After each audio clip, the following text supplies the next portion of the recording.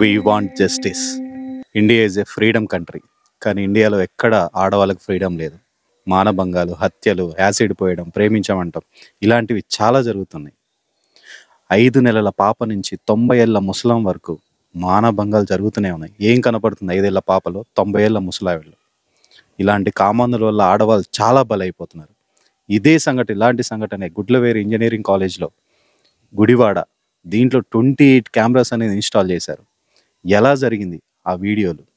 ఒక లవర్స్ ఉన్నారు, 4th year చదివే 2 లవర్స్ ఓయో రూమ్కి అయితే వెళ్ళారు. సో వాళ్ళు కలిసిన తర్వాత తన బాయ్ ఫ్రెండ్ వీడియో రికార్డ్ చేశాడు. రికార్డ్ చేసి వాళ్ళ ఫ్రెండ్స్కి కానీ ఎవరికో షేర్ చేశాడు. షేర్ చేసుకొని వాటిని వాళ్ళు ఇంకొకరికి అమ్ముకున్నారు. సో వాడు ఏం చేశాడు, ఈ అమ్మాయిని బ్లాక్మెయిల్ చేయడం మొదలుపెట్టాడు. ఈ వీడియో బయటికి రాకుండా ఉండాలంటే నువ్వు నాకు ఇంకా వేరే అమ్మాయిల వీడియోలు కావాలని పెట్టాడు. సో అదే జరిగింది. ఆ అమ్మాయి హాస్టల్ రూమ్లో 28 కెమెరాలు ఇన్స్టాల్ చేసింది. సో అక్కడ జరుగుతున్న కథనాల ప్రకారం ఇదైతే ఈ న్యూస్ అయితే బయటకు వచ్చింది. కెమెరాలు ఆమె ఒక్కతే ఇన్స్టాల్ చేసిందా? సో దీని వెనకాల ఎవరు లేరా? ఖచ్చితంగా ఎవరో ఉండే ఉంటారు. ఎందుకంటే తను ఒక్కతే హ్యాండిల్ చేయలేదు. 28 కెమెరాలు తను ఒక్కటే హ్యాండిల్ చేసి ఇన్స్టాల్ చేసిందంటే అది ఎలాంటి నమ్మశక్యం అయితే కాదు. కానీ ఆ అమ్మాయి వైఖరి చూస్తుంటే దీంట్లో ఆ అమ్మాయితో పాటు వేరే వాళ్ళు కూడా ఇన్వాల్వ్ అయి ఉన్నారని ఖచ్చితంగా అర్థమవుతుంది. తన బాయ్ ఫ్రెండే కాదు, చాలామంది ఉన్నారు. పొలిటీషియన్స్, మెయిన్ ఆమె పొలిటీషియన్ కూతురు కూడా అంట. సో ఇదే సంఘటన జరిగిన రోజు ఆమెని హాస్టల్ నుంచి పంపించేశారు ప్రిన్సిపల్ యాజమాన్యం. దీంట్లో ఆ హాస్టల్ కానీ కాలేజ్ కానీ ఖచ్చితంగా ప్రిన్సిపాల్తో సహా ఎవరో కానీ ఇన్వాల్వ్ అయ్యే ఉన్నారు. సో ఇలాంటి వీడియోలు తీసుకొని 300 పైగా వీడియోస్ అయితే ఉన్నాయంట. కానీ ఆ వీడియోస్ ఒక్కటి కూడా బయటికి రాలేదు. ఎందుకు బయటికి రాలేదు అర్థం కావట్లేదు. దీని వెనక చాలా కథనాలు ఉన్నాయి. ఆ 300 వీడియోస్ పైగా వాళ్ళు డార్క్ వెబ్లో అమ్ముకున్నారంట, చాలామందికి షేర్ చేశారంట. కానీ ఒక్క వీడియో కూడా బయటికి రాలేదు. సరే, ఒక అమ్మాయి దీన్ని అలర్ట్ చేసింది. ఒక అమ్మాయి హాస్టల్ రూమ్లో ఈ సీసీ కెమెరాని చూసి అలర్ట్ చేసింది అందరికీ. సో అలర్ట్ చేసి వీ వాంట్ జస్టిస్ అని అందరూ బయటకు వచ్చారు. అలా బయటకు వచ్చి ఈరోజు ధర్నా చేయడం మొదలుపెట్టారు. వీళ్ళ పేరెంట్స్ కానీ రిలేటివ్స్ కానీ చాలా భయపడుతున్నారు వీళ్ళ గురించి. ఎలాంటి వీడియో బయటకు వస్తుందో, ఎప్పుడు ఏం జరుగుతుందో, వాళ్ళ అమ్మాయి ఏం చేసుకుంటుందో ఆ వీడియో చూసి అని చాలామంది భయపడుతున్నారు.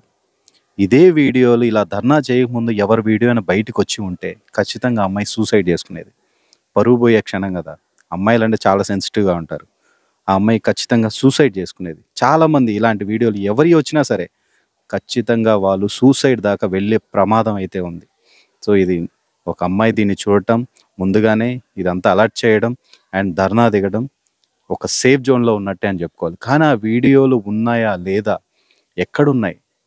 300 పైగా వీడియోలు అంటున్నారు, ఎక్కడున్నాయి? ఎక్కడ అమ్ముకున్నాడు వాడు? ఇవన్నీ బయటికి రాకుండా చాలా సేఫ్గా అయితే ప్లాన్ చేస్తున్నారు. ఖచ్చితంగా దీని వెనకాల పొలిటీషియన్ ఉంది. దీని వెనకాల అయితే వాళ్ళ చేయలేంది ఇది మాత్రం జరగదు. ఎందుకంటే 28 కెమెరాలు ఆ అమ్మాయి ఒక్కతే ఇన్స్టాల్ చేయడం అనేది అసంభవం. ఎవరో ఒక సపోర్ట్ ఉండాల్సిందే. పొలిటీషియన్ కానీ ఎవరైనా సరే ఒక సపోర్ట్ లేని మాత్రం జరగదు. ఈ కేసులో అనుమానాలు చాలా ఉన్నాయి. ఇప్పటికీ ఒక్క వీడియో కూడా దొరకలేదు. అన్ని సాక్ష్యాలు కూడా మాయం చేస్తున్నారు. కోల్కతాలో డాక్టర్ రేప్ మర్డర్, దీని వెనకాల కూడా పొలిటీషియన్, ఆఖరికి సీఎంఏ ఉన్నట్టు అనుమానాలు అయితే ఉన్నాయి. సో ఖచ్చితంగా ఈ పొలిటీషియన్స్ మాత్రం చాలా సపోర్ట్ చేస్తున్నారు ఇలాంటి వాటిని అమ్ముకొని వాళ్ళు బ్రతుకుతున్నారు. ఇలాంటి నీచమైన పనులు పొలిటీషియన్స్ వల్లే అవుతాయి. ఖచ్చితంగా అమ్మాయి వెనకాల పొలిటీషియన్స్ ఉన్నారు. అందుకే అమ్మాయి 28 కెమెరాలు ఇన్స్టాల్ చేసింది. వీడియోస్ మాత్రం ఖచ్చితంగా వాళ్ళు అమ్ముకునే ఉంటారు. కానీ ఇవన్నీ బయటికి రావట్లేదు. ఈ కేసులో న్యాయం జరుగుతుందని నమ్మకం కూడా లేదు. న్యాయం జరగాలని, దోషులకు శిక్ష పడాలని నేనైతే గట్టిగా కోరుకుంటున్నాను. సో ఏ ఒక్క అమ్మాయి కూడా ఇలాంటి వీడియోలు బయటికి వచ్చినా కానీ సో భయపడకూడదు. ఖచ్చితంగా ధైర్యంగా నిలబడాలి. విత్ పేరెంట్తో సహా వాళ్ళని సపోర్ట్ చేయాలి.